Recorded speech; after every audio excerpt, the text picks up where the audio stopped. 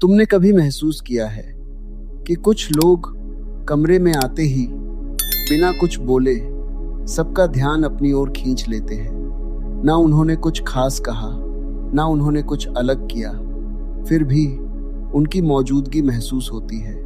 और कुछ लोग बहुत कोशिश करते हैं, बोलते हैं, समझाते हैं, इम्प्रेस करने की कोशिश करते हैं, फिर भी कोई उन्हें गंभीरता से नहीं लेता। क्यों? फर्क कहाँ है? सच सुनो, फर्क शब्दों में नहीं है, फर्क है तुम्हारी उपस्थिति में। और यह उपस्थिति बाहर से नहीं आती, यह बनती है तुम्हारे छोटे छोटे चुनावों से। तुम कैसे चलते हो, कैसे बैठते हो, कैसे देखते हो, और सबसे पहले तुम खुद को कैसे प्रस्तुत करते हो, यहीं से शुरू होती है तुम्हारी पहचान। और इसे समझने के लिए एक कहानी सुनो। एक समय की बात है, महान आचार्य चाणक्य अपने शिष्य चंद्रगुप्त मौर्य के साथ जंगल में बैठे हुए थे। चारों ओर शांति थी और उस शांति में चाणक्य कुछ देख रहे थे। अचानक उनकी नजर जंगल के किनारे चलते हुए एक व्यक्ति पर पड़ी। वह व्यक्ति साफ सुथरे सुसज्जित कपड़ों में था, आत्मविश्वास से भरा हुआ। चाणक्य ने पूछा, चंद्रगुप्त, क्या तुम उसे देख रहे हो? चंद्रगुप्त ने कहा, हाँ गुरुदेव। चाणक्य ने पूछा, बताओ वह कैसा व्यक्ति होगा? चंद्रगुप्त ने ध्यान से देखा और बोला, गुरुदेव, उसके कपड़े बहुत अच्छे हैं, उसका चलने का अंदाज भी मजबूत है। वह किसी अमीर घराने से लगता है, शायद कोई बड़ा व्यापारी या कोई सम्मानित व्यक्ति। चाणक्य मुस्कुराए और बोले, चंद्रगुप्त, सत्य कुछ और है। वह व्यक्ति एक साधारण किसान का बेटा है जो एक समारोह में जाने के लिए उधार के कपड़े पहनकर निकला है। बस फर्क इतना है कि उसने उन्हें सलीके से पहना है, और यही बात दुनिया की नजर बदल देती। चंद्रगुप्त चुप हो गया और चाणक्य ने कहा, याद रखो, दुनिया तुम्हें पहले देखती है, फिर सुनती है, और जो दिखता है वही तुम्हारी पहचान बनाता है। अगर एक राजा भी फटे कपड़ों में निकल जाए तो कोई उसे राजा नहीं मानेगा, और अगर बनते हैं एक साधारण व्यक्ति भी सुसज्जित होकर निकले तो लोग उसे सम्मान देंगे। अब समझो, यह सिर्फ कपड़ों की बात नहीं है, यह तुम्हारी ऊर्जा की बात है। तुम जैसे खुद को प्रस्तुत करते हो वैसा ही तुम खुद को महसूस करते हो, और जैसा तुम खुद को महसूस करते हो वैसा ही दुनिया तुम्हें देखती है। अब खुद से पूछो, जब तुम आईने के सामने खड़े होते हो तो क्या तुम खुद को देखकर कहते हो, हाँ मैं तैयार हूँ, या कहीं अंदर एक झिझक होती है, एक कमी का एहसास होता है? यही वह जगह है जहाँ से सब बदलता है, क्योंकि तुम खुद को जैसे देखते हो दुनिया भी तुम्हें वैसे ही देखती है। अगर तुम खुद को हल्के में लेते हो तो दुनिया भी तुम्हें हल्के में लेगी। अगर तुम खुद को सम्मान देते हो तो दुनिया भी तुम्हें सम्मान देगी। और यह सम्मान बड़े कामों से नहीं शुरू होता, यह शुरू होता है छोटी आदतों से। सुबह उठना, खुद को तैयार करना, साफ कपड़े पहनना, यह सब साधारण लगता है, लेकिन यही साधारण चीजें तुम्हें असाधारण बनाती है। जब तुम खुद को सुसज्जित करते हो तो तुम सिर्फ शरीर नहीं सजा रहे होते, तुम अपने मन को संकेत दे रहे होते हो कि मैं तैयार हूँ। और जैसे ही यह संकेत जाता, तुम्हारी चाल बदल जाती है, तुम्हारी नजर स्थिर हो जाती है, तुम्हारी आवाज में गहराई आ जाती है, और सबसे महत्वपूर्ण, तुम्हारा आत्मविश्वास जाग जाता है। अब एक और गहरी बात समझो, लोग तुम्हारी बातें नहीं सुनते, पहले तुम्हारी ऊर्जा महसूस करते हैं। अगर तुम अंदर से कमजोर हो तो वह दिख जाएगा, अगर तुम अंदर से मजबूत हो तो वह भी दिखेगा। इसलिए तुम्हारा पहनावा तुम्हारी ऊर्जा का विस्तार है। अब एक सच्चाई सुनो, तुम सोचते हो लोग तुम्हें जज कर रहे हैं, लेकिन असल में तुम खुद को जज कर रहे हो।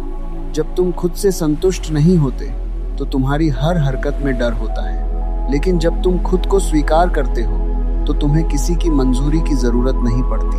और यही असली आत्मविश्वास है। अब तुम इम्प्रेस करने की कोशिश नहीं करते, अब तुम बस होते हो, और जब तुम बस होते हो तभी तुम सबसे ज्यादा आकर्षक बनते हो। लोग उस व्यक्ति की ओर खींचते हैं जो खुद में स्थिर होता है, जो खुद को बदलने की कोशिश नहीं करते रहा होता। और यही स्थिरता छोटी छोटी आदतों से बनती है। अपने कपड़ों का ध्यान रखना, अपने शरीर का ध्यान रखना, अपने समय का ध्यान रखना, यह सब मिलकर तुम्हारा व्यक्तित्व बनाते हैं। और व्यक्तित्व शब्दों से नहीं, अनुभव से बनता है। जब तुम्हारी उपस्थिति मजबूत होती है तो तुम्हें बोलने की जरूरत नहीं पड़ती, तुम्हारी खामोशी ही काफी होती है। और यही असली शक्ति है। याद रखो, दुनिया तुम्हें वैसा ही देखेगी जैसा तुम खुद को देखते हो। इसलिए खुद को छोटा मत समझो, खुद को अनदेखा मत करो, खुद को सुसज्जित करो, खुद को सम्मान दो और फिर देखो दुनिया कैसे बदलती है। जागो, अपने आप को पहचानो, अपने आप को बनाओ, क्योंकि जब तुम खुद को बदलते हो तभी दुनिया तुम्हारे लिए बदलती है।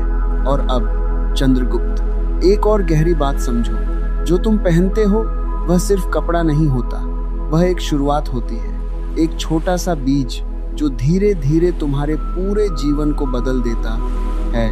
क्योंकि जीवन ऐसे ही चलता है, कपड़े बदलते हैं तो आदतें बदलती हैं, आदतें बदलती हैं तो चरित्र बदलता है, और चरित्र बदलता है तो भाग्य बदल जाता है। यही जीवन का नियम है, कपड़े, आदतें, चरित्र, भाग्य। अब इसे गहराई से समझो। जब तुम रोज साफ सुथरे सलीके से पहने हुए कपड़ों में खुद को देखते हो तो तुम्हारा मन एक संकेत पाता है कि मैं लापरवाह नहीं हूँ, मैं सजग हूँ, मैं अपने जीवन को गंभीरता से लेता हूँ। और यही छोटा सा संकेत धीरे धीरे आदत बन जाता है। अब तुम सिर्फ कपड़े ही नहीं, अपने समय को भी व्यवस्थित रखने लगते हो। तुम समय पर उठते हो, समय पर तैयार होते हो, समय पर काम करते हो, और यही अनुशासन आदत बन जाता है। अब तुम हर चीज में सलीका लाने लगते हो, तुम्हारी बातें सलीकेदार हो जाती है, तुम्हारा व्यवहार संतुलित हो जाता है, तुम्हारे निर्णय स्पष्ट हो जाते हैं, और धीरे धीरे यह आदतें तुम्हारा चरित्र बन जाती है। अब तुम प्रयास नहीं करते अनुशासित बनने, तुम स्वभाव से ही अनुशासित हो जाते हो।